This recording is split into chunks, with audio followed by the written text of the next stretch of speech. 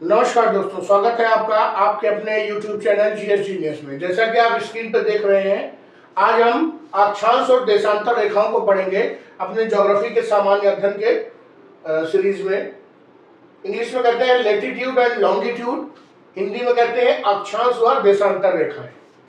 तो इससे पहले कि हम लेक्चर को शुरू करें, आपसे हमारी रिक्वेस्ट है कि हमारे चैनल को सब्सक्राइब कर लीजिए, जिससे आपको हमारे लेक्चर समय पर मिलते रहें। तो चलिए पहला पॉइंट देखते हैं। Latitude and longitude are coordinate system used to pinpoint a location on earth surface. ये अक्षांश और देशांतर रेखाएं एक प्रकार का ग्रिड बनाते हैं। ग्रिड आप देख रहे हैं, ये ग्रिड बन रहा है। इसके कारण हम कोई भी एक लोकेशन एग्जैक्टली पिन पॉइंट करना हमारे लिए संभव हो पाता है।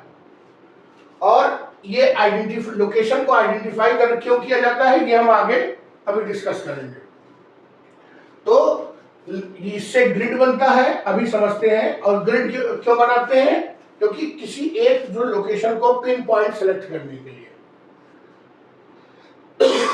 जब हम छोटी कक्षाओं में होते हैं तो हम पढ़ते हैं कि जो लैटिट्यूड है, अक्षांश, ये क्या है? ये बड़ी रेखाएं हैं। और लॉन्गिट्यूड अर्थात देशांतर, ये क्या है? खड़ी रेखाएं हैं। जो बड़ी रेखाएं और खड़ी रेखाएं, इनको पैरेलल्स भी कहते हैं, जो हमारे लैटिट्यूड्स हैं। और इनको मेरिडियंस कहते हैं। अगर कभी मेरिडियंस और पैरेलल्स पूछ लें तो वो कुछ नहीं है, अक्षांश और देशांतर रेखाएं ही हैं। इस चित्र में आप समझ गए होंगे कि बड़ी रेखाएं और खड़ी रेखाएं क्या है। चलिए आगे बढ़ते हैं।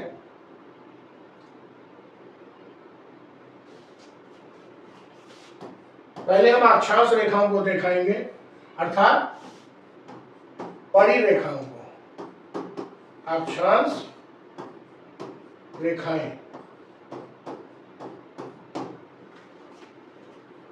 Latitude measures how far north or south a pin from equator। मान लीजिए इस चित्र को वापस आते हैं और ये हमारा इक्वेटर है, ये हमारा इक्वेटर है और ये कोई दूरी है। तो ये यहां से कितनी दूर है, इसको हम अक्षांश रेखाओं या लैटिट्यूड के माध्यम से जानते हैं। अगर ये दूरी ऊपर होगी तो हम कह देंगे इतने डिग्री नॉर्थ, अगर ये नीचे होगी तो हम कह देंगे इतने डिग्री साउथ। ये तो हो गया लैटिट्यूड।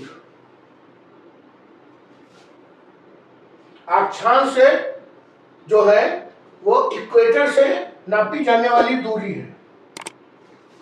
इसको कैसे नापते हैं? डिग्रीज में नापते हैं। जो नॉर्दर्न हेमिस्फीयर है, अर्थात उत्तरी गोलार्ध, location north of the equator, मैंने अभी आपको बताया कि जब ऊपर होता है तो हम इतने डिग्री नॉर्थ बोलते हैं। जैसे उदाहरण के लिए 45 डिग्री नॉर्थ। और जब हम दक्षिणी गोलार्ध में किसी पॉइंट को, किसी जगह को लोकेट करते हैं तो हम इतने डिग्री 45 डिग्री साउथ या जितने भी डिग्री है उसको साउथ में बोलते हैं। उसको पॉजिटिव डिग्री बोला जाता है, इसको नेगेटिव डिग्री बोला जाता है। अब कुछ जो लैटिट्यूड्स हैं वो हमारे लिए बहुत इंपॉर्टेंट है, जिनकी हम भूगोल पढ़ते समय बार बार बात करेंगे। इक्वेटर जो पृथ्वी को नॉर्दर्न और सदर्न हेमिस्फीयर में बराबर हिस्सों में डिवाइड करता है, उसको हम इक्वेटर कहते हैं, विषुवत रेखा कहते हैं, भूमध्य रेखा कहते हैं। और ये 0 डिग्री माना जाता है। अब इसके बाद ट्रॉपिक ऑफ कैंसर अर्थात कर्क रेखा और ट्रॉपिक ऑफ कैप्रिकॉर्न अर्थात मकर रेखा। तो 23.5 डिग्री नॉर्थ उत्तर और 23.5 डिग्री दक्षिण पर जो रेखाएं पड़ेंगी उनको हम कर्क रेखा और मकर रेखा कहते हैं। ये वो हिस्सा है, अर्थात इक्वेटर और कर्क रेखा और मकर रेखा, ये वो हिस्सा है जहां पर साल भर सूर्य की रोशनी पड़ती रहती है और सीधी पड़ती रहती है, कम ज्यादा नहीं होती। अर्थात ये वो हिस्सा है जहां गर्मी बहुत ज्यादा पड़ती है। इसके बाद जो और दूसरा इंपॉर्टेंट है वो है आर्कटिक सर्कल और अंटार्कटिक सर्कल। अभी चित्र में हम ये सब देखेंगे हम लोग। ये जो हिस्सा है ये पोल्स के पास में है, 66.5 डिग्री उत्तर और 66.5 डिग्री दक्षिण। आइए ये देखते हैं। ये हमारा हो गया इक्वेटर अर्थात 0 डिग्री, ये हो गई कर्क रेखा, कर्क रेखा, और दक्षिण में ये हो गई मकर रेखा,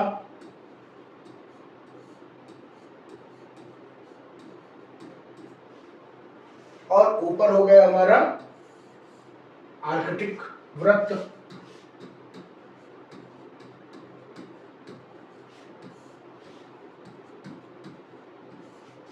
और नीचे हो गया हमारा अंटार्कटिक वृत्त।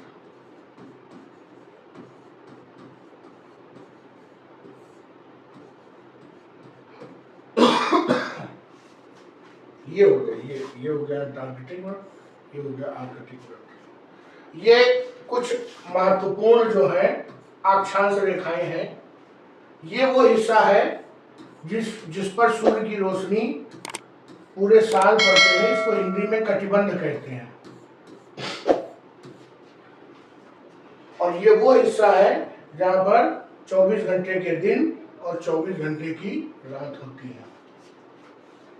तो इस चित्र के माध्यम से आप समझ गए होंगे, ये जो अक्षांश रेखाएं होती हैं वो एक दूसरे से पैरेलल होती हैं और विषुवत रेखा से पोल्स की तरफ जाते समय उनका जो परिधि है वो कम होती रहती है, लेकिन इन्हें पैरेलल लाइंस कहते हैं। और जो हमारी ये होती हैं लॉन्गिट्यूड्स, इनकी लंबाई हमेशा बराबर रहती है, इनको मेरिडियंस भी कहते हैं, लेकिन ये पैरेलल नहीं होती हैं। ये विषुवत रेखा के पास इनके मध्य दूरी अधिक होती है और पोल्स के पास जाकर के ये एक ही जगह पर केंद्रित हो जाती है। इस विषय जो मैंने अभी ये 2 मुद्दे बताए हैं, इस पर कई बार क्वेश्चन आ चुका है। अब आइए लॉन्गिट्यूड देखते हैं, अर्थात देशांतर रेखाएं। देशांतर इसलिए कहा गया है कि ऐसे ऐसे बने होती है खड़ी लाइनें, और कोई देश यहाँ पर है, कोई देश यहाँ है, तो जैसे जैसे हम एक एक रेखा खिसकते जाएंगे हो सकता है कोई ना कोई देश बदलता चला जाए मैप में। वास्तव में ये रेखाएं कहीं खिंची हुई नहीं है पृथ्वी पे, ये मनुष्य ने अपनी सुविधा के लिए इन रेखाओं का निर्माण किया है और आभासी रेखाएं हैं, ना ये कहीं खिंची हुई है ना कहीं बनी हुई है, बस एक नाप के लिए मनुष्य ने इनका निर्माण किया है अपनी सुविधा के लिए। Longitude means how far east west point from the prime meridian.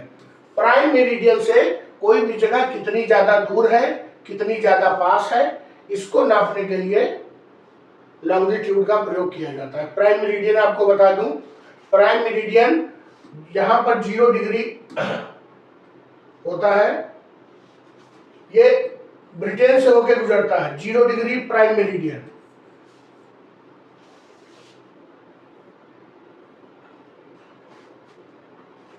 Longitude को जो है डिग्रीज में नापते हैं और 0 degree at prime meridian up to 180 degree पूर्व और 180 डिग्री वेस्ट तक नापते हैं। क्योंकि जिस समय ये सब बन रहा था और विज्ञान और भूगोल की प्रगति हो रही थी, उस समय पूरी दुनिया पे ब्रिटेन का राज था, तो उन्होंने जो 0 डिग्री प्राइम मेरिडियन है वो कहा भाई यहाँ लंदन से होकर गुजरेगी, जो उनकी लेबोरेटरी थी वहां से, तो वहां से गुजरती, कौन विरोध कर सकता था उनका। ये उसको ईस्टर्न हेमिस्फीयर, पूर्वी गोलार्ध और पश्चिमी गोलार्ध 2 हिस्सों में बांटता है, जो प्राइम मेरिडियन है।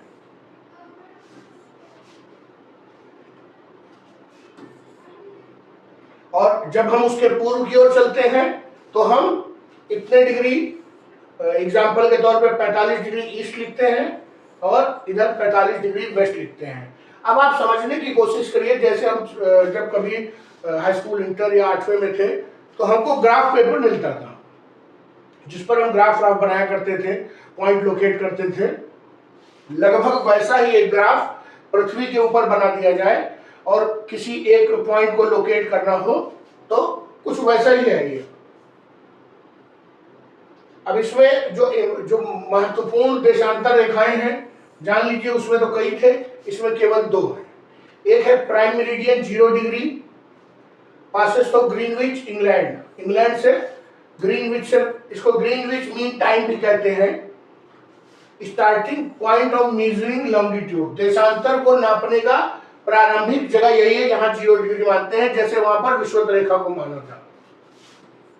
और दूसरी है इंटरनेशनल डेट लाइन, ये 180 डिग्री के आसपास है और ये अपोजिट टू प्राइम मेरिडियन है। जहां पर जिस लाइन को आप क्रॉस करेंगे तो डेट बदल जाएगी। चलिए आइए इसको चित्र में देखते हैं। वाला चित्र ये है, ये जो 160 डिग्री देखिए, यहां ये 0 डिग्री है।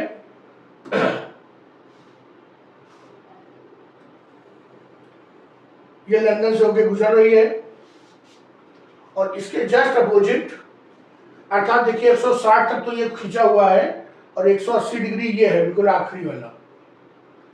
ये इधर और 180 डिग्री ईस्ट इधर हो जाएगा। ये देखिए 180 लिखा हुआ है, ये देखिए 180।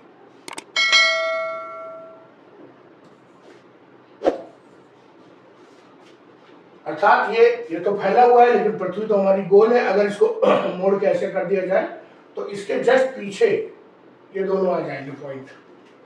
तो अगर इस रेखा को कोई पार करता है तो वो अगले दिन में चला जाएगा। इसीलिए जापान को उगते सूरज का देश कहा जाता था। क्यों? क्योंकि जहां से ये गुजरती थी रेखा, उसके बाद जो पहला महत्वपूर्ण देश था वो जापान ही था। और इस रेखा को पार करने के बाद जो सबसे पहला सूरज उगता था वो जापान में उगता था। तो जापान में जैसे पहला सूरज उगता था तो उसको उगते सूरज का देश कह देते थे। इसमें भी उन्होंने कहा कि भाई गर्व का अनुभव कर लेते हैं, उगते सूरज का देश है।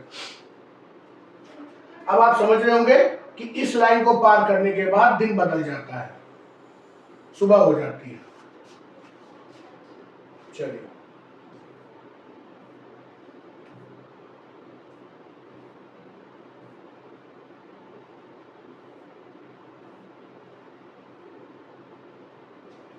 हम चित्र में ये सब देख ही चुके हैं, नॉर्दर्न हेमिस्फीयर, सदर्न हेमिस्फीयर।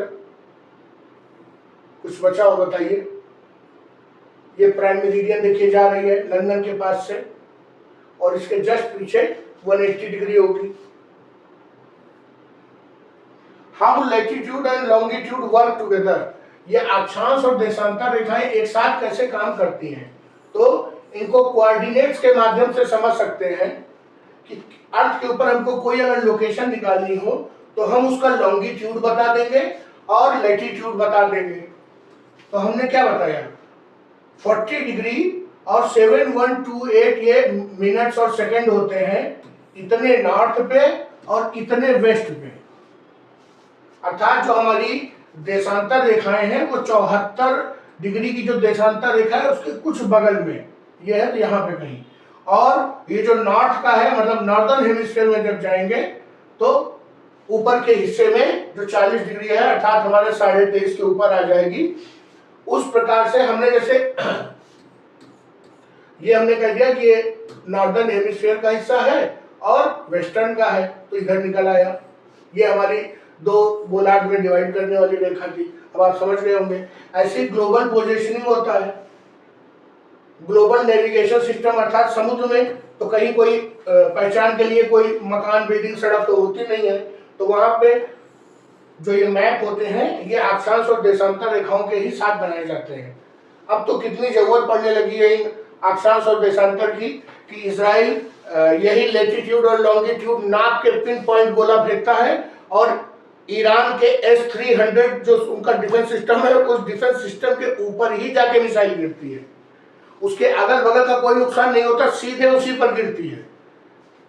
उनका मुखिया मारा गया हमास का, तो या उसका हिजबुल्लाह का, तो उसी मकान के ऊपर सीधे गिरा। और वो गिरा कैसे?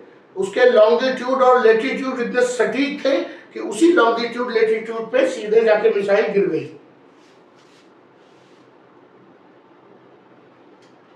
Latitude lines are parallel. अभी मैंने आपको बताया कि जो अक्षांश रेखाएं होती हैं वो सभी समानांतर होती हैं, लेकिन विषुवत रेखा से नॉर्थ जाते समय और विषुवत रेखा से साउथ जाते समय उनकी परिधि कम होती जाती है और पूरी पृथ्वी को घेरे रहती है। Longitudinal lines converge at the poles. Degree, minutes and second, जो लेटीट्यूड और लॉन्गिट्यूड लाइंस होती हैं उनको डिग्री में, मिनट्स में और सेकंड में काउंट किया जाता है। ये अर्थ के चारों तरफ एक ग्रिड सिस्टम बनाती हैं।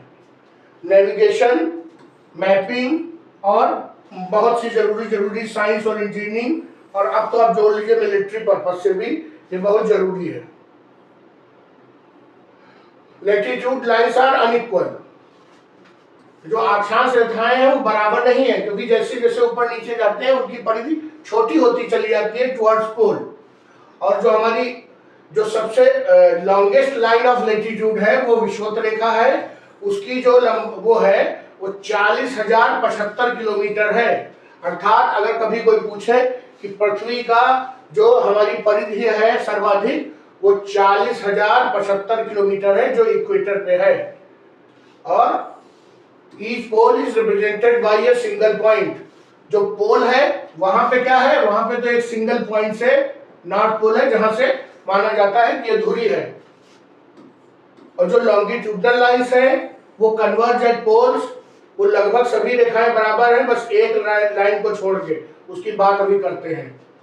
और बीच में इक्वेटर के पास इनके बीच की दूरी बढ़ जाती है। प्रत्येक के बीच में लगभग 111 किलोमीटर का अंतर हो जाता है, एक मेरिडियन से दूसरे मेरिडियन की तरफ। अभी मैंने आपसे बात किया कि जब सभी बराबर हैं तो एक कौन सी रेखा ऐसी है जो बराबर नहीं है? प्रश्न आता है, क्या सभी लॉन्गिट्यूडनल लाइन, सभी देशांतर रेखाएं बराबर हैं, सीधी हैं? नहीं। जो 180 डिग्री समय रेखा है, जो 0 डिग्री ग्रीनविच मीन टाइम के जस्ट अपोजिट पीछे की तरफ है, वो सीधी नहीं है, वो कई जगहों पर टेढ़ी है। क्योंकि अगर उस रेखा को किसी देश के ऊपर से गुजार देते तो उसी देश में एक हिस्से में तारीख बदल जाती। जैसे इसको इसके पार आते तारीख बदल जाती, तो पता चला इसी देश में एक व्यक्ति कार से चला और 2 घंटे बाद दूसरी जगह पहुंचा तो पूरा दिन ही बदल गया।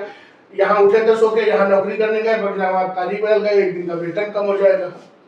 तो इसलिए जो 180 डिग्री मेरिडियन है उसको कई जगहों पर मोड़ा गया है जिससे किसी देश से होके न गुजरे। तो सभी मेरिडियंस अर्थात सभी लॉन्गिट्यूडनल लाइंस एक बराबर नहीं है। इंटरनेशनल एग्रीमेंट के अनुसार जो प्राइम मेरिडियन ग्रीनविच है इंग्लैंड में, उसको 0 डिग्री लॉन्गिट्यूड माना गया, जिससे कि यूनिफॉर्म स्टैंडर्ड ऑफ नेविगेशन और टाइम कीपिंग समय उससे निर्धारित हो सके। और एक बहुत इंपॉर्टेंट पॉइंट है कि जो लॉन्गिट्यूड है और टाइम जोन है उसने अर्थ को 24 टाइम जोन्स में डिवाइड किया है। भाई 24 घंटे होते हैं दिन में और प्रत्येक में 15 डिग्री ऑफ लॉन्गिट्यूड अपार्ट है। तो 15 हर टाइम जोन में 15-15 डिग्री का अंतर है। और अगर आप 24 गुणा 15 करेंगे तो ये 360 निकल के आएगा। 360 डिग्री का पूरा हमारा पृथ्वी का परिधि है। इसलिए एक जो टाइम जोन है, मतलब 2 रेखाओं के बीच की दूरी जो है वो 1 घंटे को रिप्रेजेंट करती है। फिर उसी में मिनट और सेकंड आ जाते हैं। जो ट्रॉपिकल रीजन्स हैं वो लेटीट्यूड से डिसाइड होते हैं। ठंडे गर्म जो मौसम है जो ऊपर नॉर्थ के, वो 23.5 डिग्री के बाद अंदर हमारा गर्म होता है, कटिबंध कहते हैं। 66.5 के बाद हमारे जो है हाई एल्टीट्यूड्स आ जाते हैं। जहाँ पर extreme variation in due light होता है, पोलर डे उसे कहते हैं, जहाँ पर पोल्स में लंबे लंबे दिन और लंबे लंबे रातें होती है, 24 घंटे का दिन और 24 घंटे की रात होती है। तो जो ट्रॉपिक्स और हाई लैटिट्यूड और डे लाइट वेरिएशन है वो अक्षांश के कारण है, देशांतर के कारण नहीं। Latitude and climate zone. Latitude is key factor for determining climate zone. अक्षांश रेखाओं से ही गर्मी के जो क्षेत्र होते हैं उनका निर्धारण होता है। जैसे 0 to 30 अर्थात विषुवत रेखा से कर्क और मकर रेखा तक और थोड़ा सा उसके ऊपर और वो गर्म होंगे, ट्रॉपिकल होंगे। जब आप थोड़ा और ऊपर बढ़ेंगे 30 से 60 तो माइल्ड लैटिट्यूड है, मिड लैटिट्यूड, यहाँ पर टेम्परेचर सीजनल चेंज होंगे, ये टेम्परेट जोन है, यहाँ का मौसम खुशनुमा रहता है। उसके बाद जब हाई लैटिट्यूड जाएंगे 60 से 90 डिग्री तो इन्हें पोलर रीजन कहते हैं। पोलर रीजन वो हिस्सा है जहाँ पर बहुत अधिक ठंडक पड़ती है, साल के 6 महीने तो बर्फ जमी रहती है। तो जो ठंडक गर्मी है ये अक्षांश रेखाओं से निर्धारित होता है। देशांतर का उपयोग टाइम और समय निकालने के लिए करते हैं। तो अब मुझे लग रहा है कि आप लैटिट्यूड और लॉन्गिट्यूड को समझ चुके होंगे। किसी लेक्चर में हम ये समय और ये जो दिन इसको निकालना और वो भी सीखेंगे। तो चलिए लेक्चर को समाप्त करते हैं। उम्मीद है कि आपने हमारा लेक्चर पूरा देखा होगा। अगर देखा है तो बहुत अच्छी बात है। हमारे चैनल को सब्सक्राइब कर दीजिए, वीडियो को लाइक करिए। धन्यवाद।